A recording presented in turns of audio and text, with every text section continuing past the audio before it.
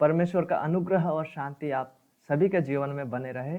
इस धारावाहिक के आखिरी भाग 6 में आप सभी का स्वागत करते हैं, जो कि है व्यक्तिगत जीवन में प्रयोग के बारे में।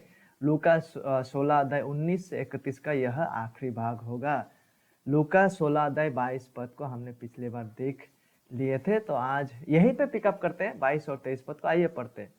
ऐसा हुआ कि वह कंगाल मर गया और स्वर्गदूतों ने उसे लेकर अब्राहम की गोद में पहुंचाया। वह धनवान भी मरा और गाड़ा गया, और अधोलोक में उसने पीड़ा में पड़े हुए अपनी आंखें उठाई और दूर से अब्राहम की गोद में लाजर को देखा। तो यहाँ से कुछ वास्तविकता को हम देख पाते हैं, और सबसे पहला वास्तविकता यह है कि मृत्यु सबको एक ना एक दिन सामना करना पड़ेगा। इस मृत्यु का, यह शारीरिक मृत्यु का, डेथ कम्स टू ऑल।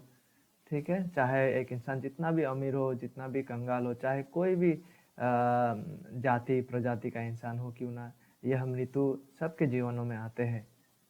और साथ ही साथ यह वास्तविकता को भी हम यहाँ देख पाते हैं कि इस मृत्यु के बाद एक जीवन की वास्तविकता को, इस मृत्यु के बाद या तो एक इंसान अनंत काल के लिए परमेश्वर का आनंद में प्रवेश करेंगे, या तो फिर परमेश्वर का क्रोध में वो इंसान अनंत विनाश में प्रवेश करेंगे। और पर्गेटोरी नामक कोई स्थान नहीं है। ये पर्गेटोरी एक काल्पनिक स्थान है जो कि लोग सिखाते थे कि मारा जाने के बाद लोग यहाँ पे जाके रहते हैं, और ये स्वर्ग और नरक के बीच वाला स्थान है। स्वर्ग भी नहीं, नरक भी नहीं। और यहाँ क्या होता था कि इनके जो प्रियजन है पृथ्वी में, वो उनके लिए दुआ करेंगे ताकि इनका जो आत्मा है, ताकि वहाँ से स्वर्ग के लिए ग्रहण योग्य हो। ऐसा नहीं है, ये काल्पनिक स्थान है जो कि बाइबल में हम इसका उल्लेख नहीं पाते हैं कहीं भी। एक इंसान मारा जाने के बाद या तो फिर वो परमेश्वर का आनंद में प्रवेश करेंगे जहाँ पे ये लाजर थे, या तो फिर वो ये धनवान व्यक्ति जहाँ पहुँचे थे उस स्थान में एक इंसान अनंत काल के लिए प्रवेश करते हैं। पिछले बार हम लोगों ने अब्राहम की गोद के बारे में देख लिए थे।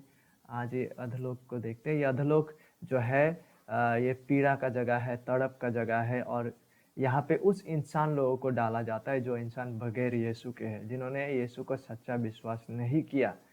ठीक है, और ये एक ऐसा स्थान है जहाँ ऑलरेडी जो अनंत पीड़ा और तरफ है ना, वो आरंभ हो चुका है। यहाँ पे देखिए, धनवान व्यक्ति अधलोक में उसने पीड़ा में पड़े, वो पीड़ा में यहाँ पड़ा हुआ था। तो ये नरक या जो तड़प है ऑलरेडी इस ज्वाला में आरंभ हो चुका है। एक ऐसा तरफ जिसको शायद संपूर्ण इंसानी परिभाषा में कह के समझा या व्यक्त कर पाना मुश्किल है। ठीक है, ऐसा तड़प यहाँ पे आरंभ हो चुका है। इसलिए नरक को हल्के में ना ले।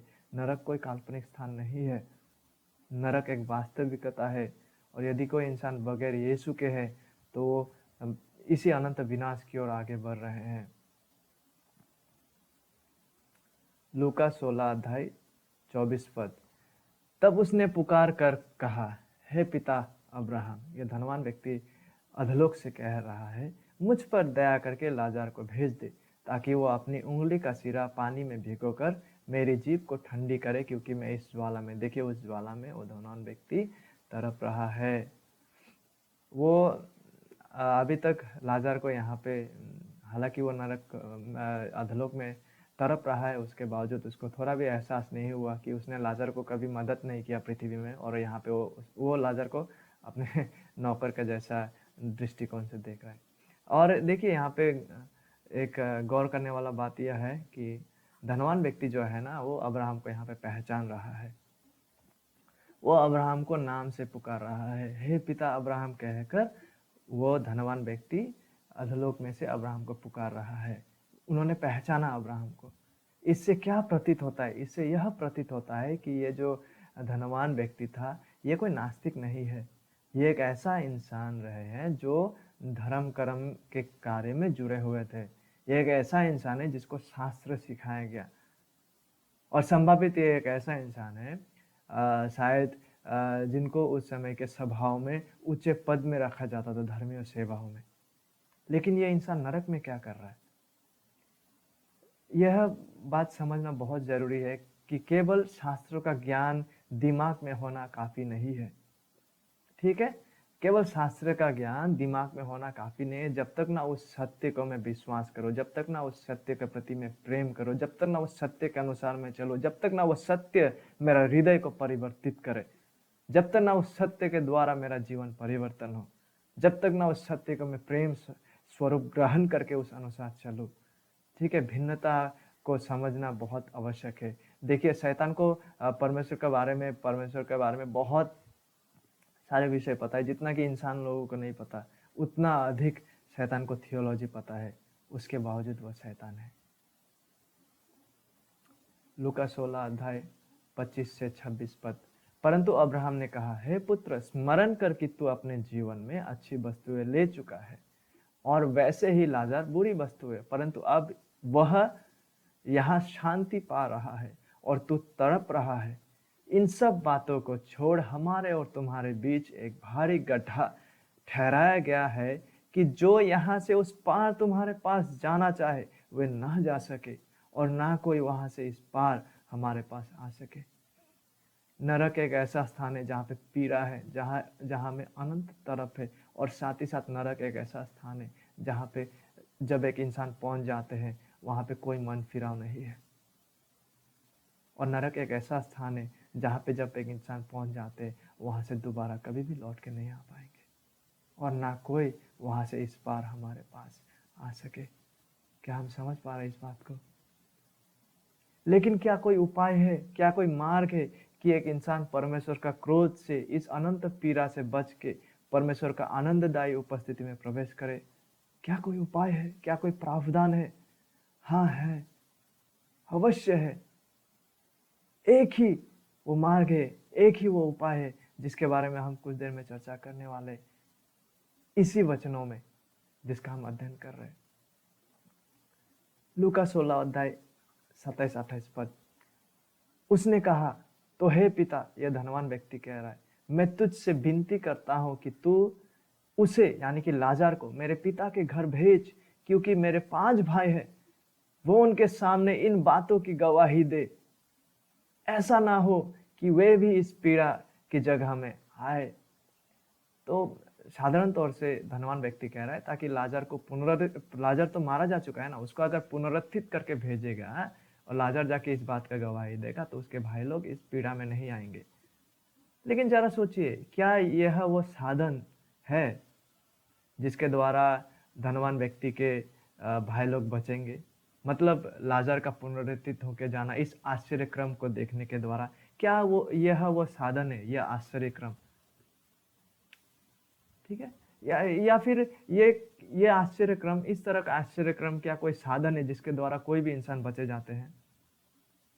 हम इस विषय को यहीं पे देखेंगे। ठीक है, अंत तक में हम इन विषयों को समझ पाएंगे। तो आइए कंटिन्यू करते।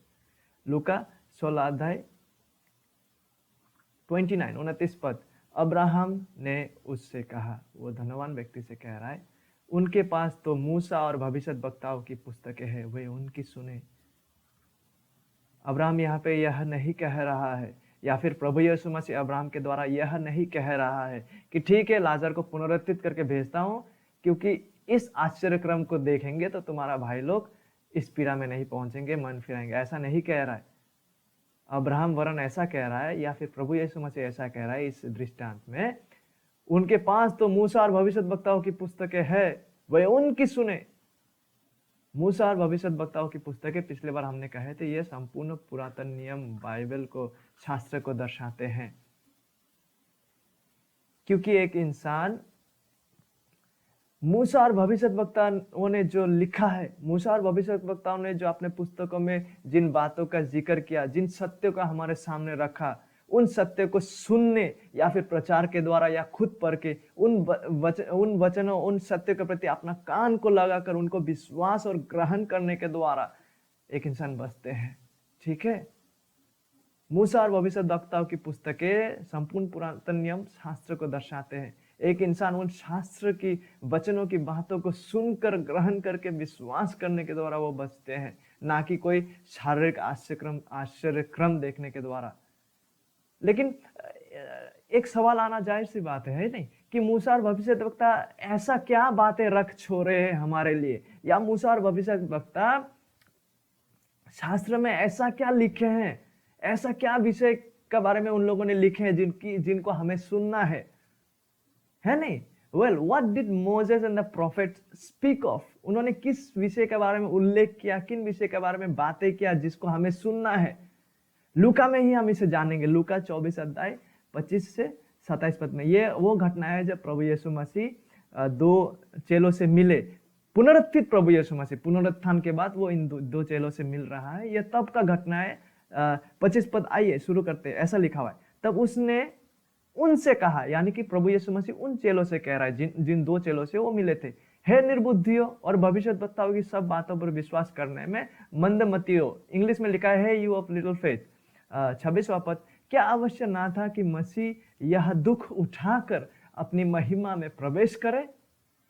तब उसने मूसा से और सब भविष्यद्वक्ताओं से आरंभ करके सारे पवित्र शास्त्र में अपने विषय में, यानी कि यीशु के विषय में लिखी बातों का अर्थ उन्हें समझा दिया। तो इससे क्या पता चलता है कि मूसा, भविष्यद्वक्ता और संपूर्ण पुरातन नियम जो है, शास्त्र जो है, वो यीशु के बारे में बात कर रहे थे, वो यीशु का प्रचार कर रहे थे। वचने जो है वो यीशु का बात कर रहे थे। तो यहाँ पर जब कहा जा रहा है कि जब अब्राहम कह रहा है उनके पास तो मूसा और भविष्यद्वक्ताओं की पुस्तकें है जिसमें मसीहा के बारे में लिखा हुआ है, जिसमें मसीहा का सुसमाचार को दिया गया है, जिसमें मसीहा कौन है इस बारे में कहा गया है, जिसमें मसीहा क्या करने वाले हैं इस विषय में कहा गया है, वे उनकी सुने। जो मूसा और भविष्यद्वक्ता कह रहा है वे उनकी बातों को सुने, उनको ग्रहण करे, विश्वास करे, जिनके द्वारा एक इंसान उद्धार पाते हैं। क्या हम समझ पा रहे इस बात को? Moses and the prophets spoke of Christ. मूसा और भविष्यद्वक्ताओं ने मसीह यीशु के बारे में बातें किए हैं। एक छोटा सा उदाहरण, अगर आप इसको क्रॉस चेक करना चाहते हो तो एक ही सिर्फ उदाहरण दे रहा हूं। यशायाह 53 अध्याय आप पढ़ सकते हैं। संपूर्ण चैप्टर जो है वो मसीह का क्रूस पर मारा जाने के बारे में है, ठीक है, जो कि यहाँ पर प्रभु यीशु मसीह कह रहा है। क्या है? अवश्य ना था कि मसीह ये दुख उठाकर अपनी महिमा में प्रवेश करे।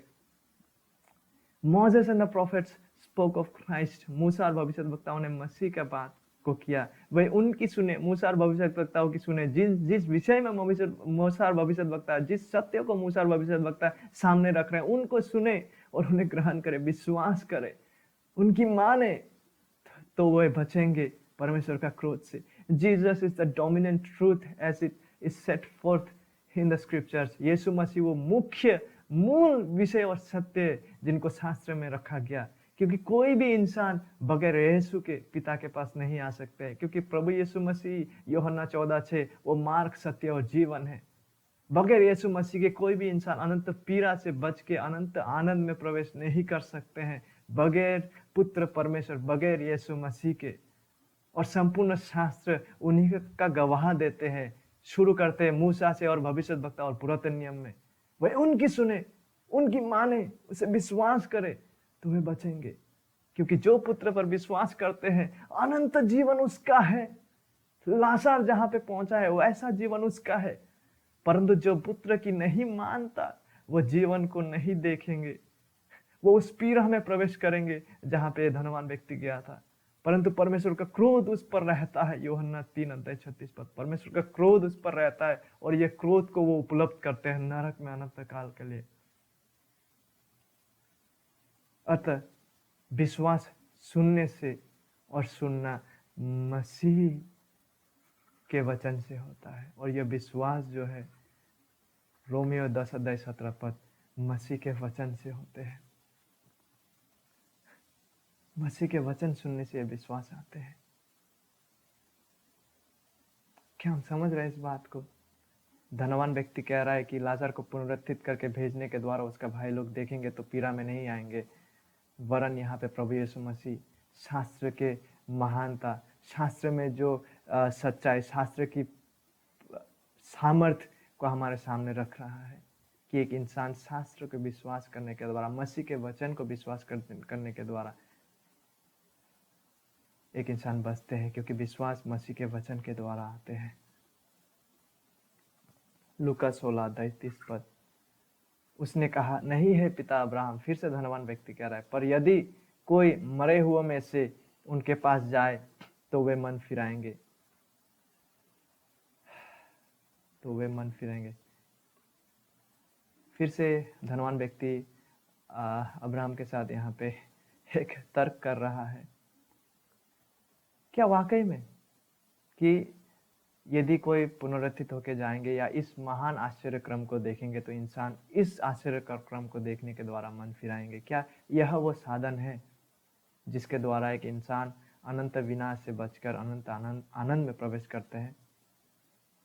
लेकिन आज ना जाने कितने लोग हमारा बीच में इसी चीज को मानते हुए, जो ये धनवान व्यक्ति सोचते थे, उसी रीति से सोच के उसी चीजों पर लगा हुआ है। सोचते हैं कि यही जितना बड़ा आश्चर्यक्रम एक इंसान देखेगा, वो आश्चर्यक्रम के द्वारा प्रभावित होकर वो इंसान मन फिराएगा। क्या यह सच है? इसको कुछ देर में हम जानेंगे। लेकिन कि यहाँ तक कि शैतान भी अलौकिक कार्य और चिन्हों को करते हैं, लेकिन उसका मूल लक्ष्य क्या होता है? उद्देश्य ये लोगों को भटकाकर, सटीक मसीह से भटकाकर विनाश की ओर ले जाते हैं। परमेश्वर भी आश्चर्य क्रमों को किया है, लेकिन परमेश्वर का सार्वभौमता में यहाँ तक कि शैतान भी आश्चर्य क्रम को करते हैं, ठीक है। लेकिन इसका आश्चर्य क्रम करने का मूल उद्देश्य क्या है? एक इंसान को सत्य वचन से अलग करके ले जाना और इंसान को सही मसीह से दूसरी दिशा में ले जाना, विपरीत दिशा में ले जाना। यही बात हम दूसरा थिस्सलुनीकियों 2:9-10 पद में पाते हैं। मैं ये इसको इसलिए कहना जरूरी समझ रहा हूँ क्योंकि आज बहुत सारे लोग ऐसा सोचते हैं कि आश्चर्यक्रम करेंगे तो वो परमेश्वर से ही आए हैं। जरूरी नहीं है कि कोई आश्चर्यक्रम करे तो वो परमेश्वर से ही हो, ठीक है। इसलिए मत्ती 7:21-23 में लोग आके कहेंगे प्रभु से, हे प्रभु हमने तो आपके नाम में चिन्ह, लक्षण, आश्चर्यक्रम किए, भूत भगाए। लेकिन ये प्रभु यीशु मसीह क्या कहते हैं कि दूर हो जाओ हे अधर्म के काम करने वालों, मैं तुम्हें नहीं पहचानता, ठीक है। इसलिए जरूरी नहीं है, इस चीज को जानना भी आवश्यक है कि आश्चर्यक्रम किया तो वो इंसान परमेश्वर से ही होगा, ऐसा नहीं, जरूरी नहीं है। थिस्सलुनीकियों 2 थिस्सलुनीकियों 2:9-10 पद। उस अधर्मी का आना शैतान का कार्य के अनुसार, शैतान का कार्य के अनुसार सब प्रकार की झूठी सामर्थ्य और चिन्हों को भी वो करेंगे और अद्भुत काम के साथ, और नाश होने वालों, ये लोगों को दर्शा रहे। ये जो नाश होने वाले लोग हैं, ये वो ऐसा इंसान लोग हैं, देखिए क्या हो रहा है इनके साथ, के लिए अधर्म के सब प्रकार के धोखे के साथ होगा। इनके लिए ये सब चिन्ह को ये देख के क्या होगा? बहक जाएगा। ये जो नाश होने वाले लोग हैं, ऐसा शैतान का कार्य को देख के सही मसीह से ये लोग विपरीत दिशा में चले जाएंगे और इन चिन्हों में ये लिपटे रहेंगे। शैतान के चिन्हों में प्रकार के धोखे के साथ होगा, क्योंकि इन लोगों ने जो है सत्य, परमेश्वर का सत्य जो कि वचनों में है, उससे प्रेम नहीं किया, जिससे उनका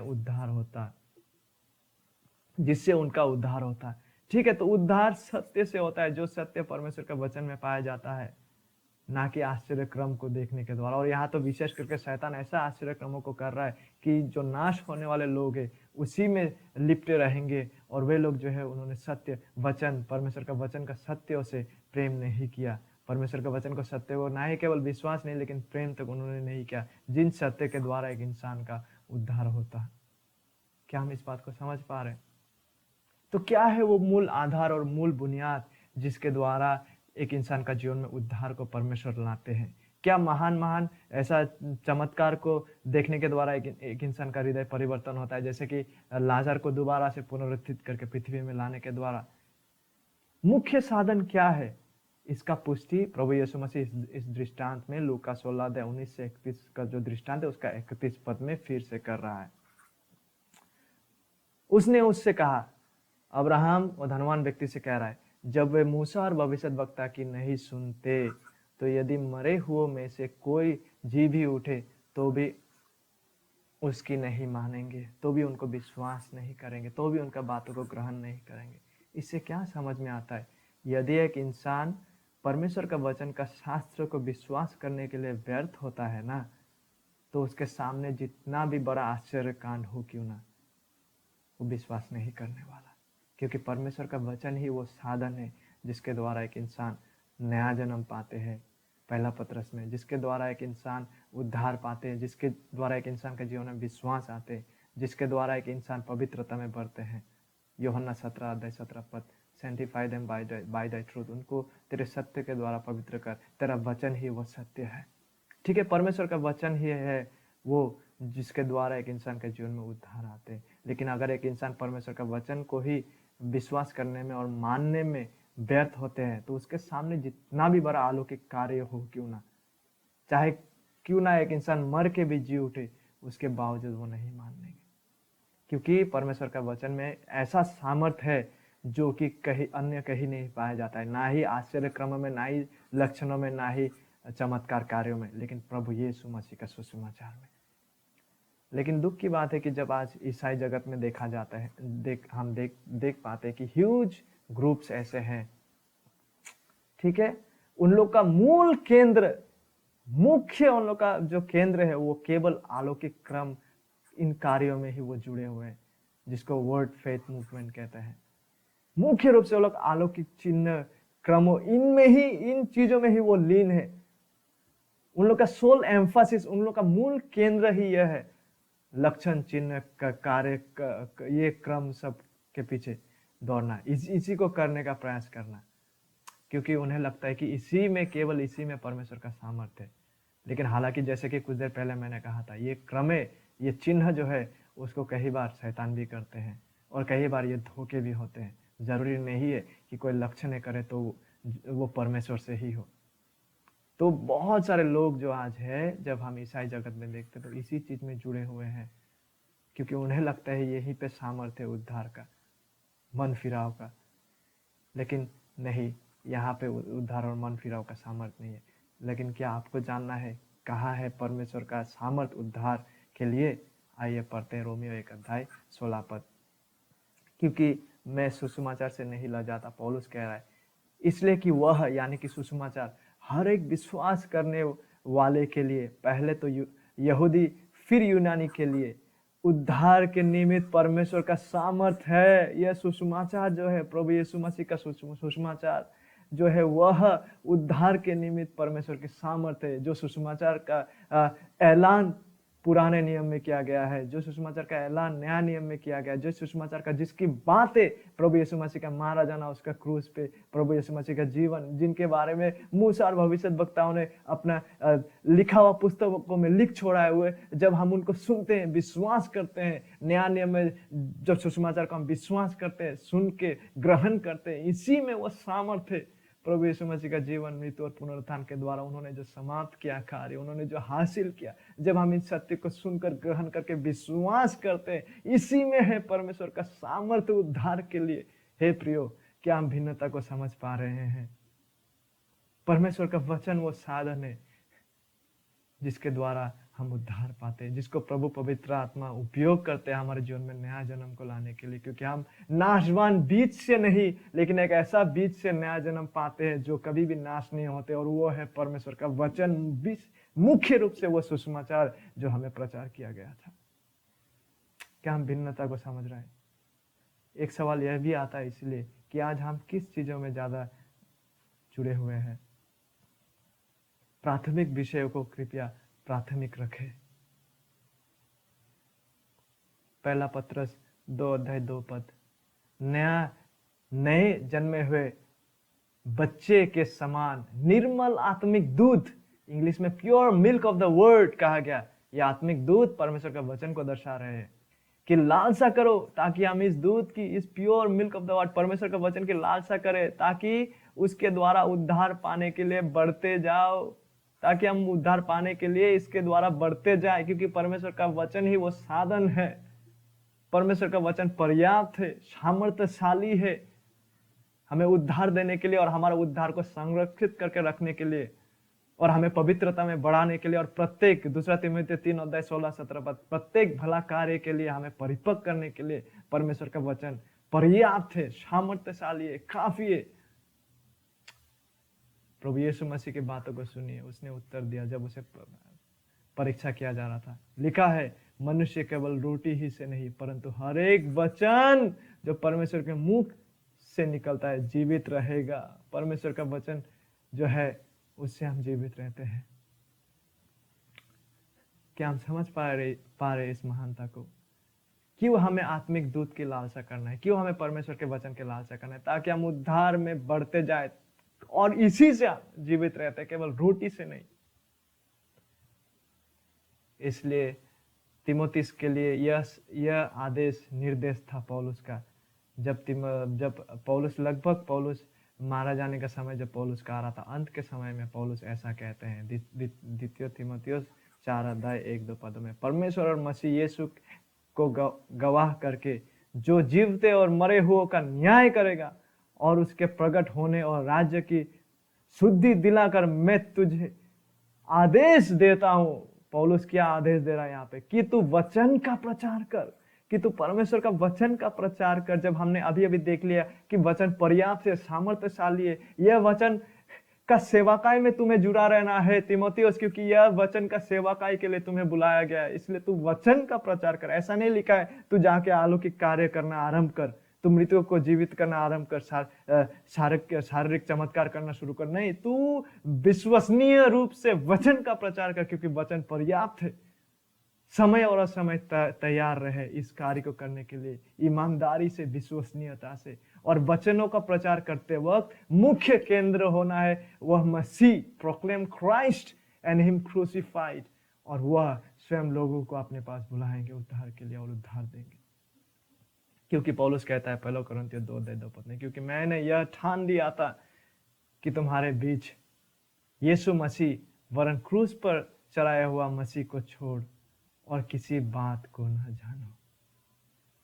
जब वचन का प्रचार करने के लिए इस सेवाकाय में तिमोथियस को बुलाया जा रहा है, पौलुस भी गवाह देते हैं कि यह वचन, पौलुस बहुत सारा शिक्षाओं को सिखाया, उसके बावजूद उसका सेवाकाय, उसका वचन प्रचार, इस मिनिस्ट्री का जो मुख्य केंद्र था वो था मसीह का सुसमाचार का प्रचार करना। इसीलिए प्रभु यीशु मसीह इस दृष्टांत का अंत में क्या कहते हैं अब्राहम के द्वारा, यदि वो मूसा और भविष्यद्वक्ताओं की बातों को नहीं सुनेंगे, नहीं मानेंगे, तो यदि कोई भी इंसान मरे हुओं में से भी जी के आकर उनके पास आके कोई गवाही दे, तो भी वे उनके नहीं सुनेंगे। ताकि हम भिन्नता को समझे। अगर कोई भी इंसान परमेश्वर का वचन को विश्वास करने में, उसे मानने में, परमेश्वर का वचन के अनुसार जीने में व्यर्थ होते हैं, तो उसके सामने जितना भी बड़ा अलौकिक कांड हो क्यों ना, कोई आशा और उम्मीद नहीं है। 16 स्क्रिप्चुरा केवल परमेश्वर का वचन के आधार पर, केवल परमेश्वर का वचन ही वो नींव और बुनियाद है और वो अधिकार है जो हमें उद्धार का शिक्षा देते हैं और जिनको उपयोग करते हुए, इस्तेमाल करते हुए प्रभु हमारे जीवन में उद्धार को लाते और उद्धार को संरक्षण करते हैं। आई होप कि हम इस भिन्नता को समझ पा रहे। परमेश्वर हम सभी का सहायता करे। धन्यवाद।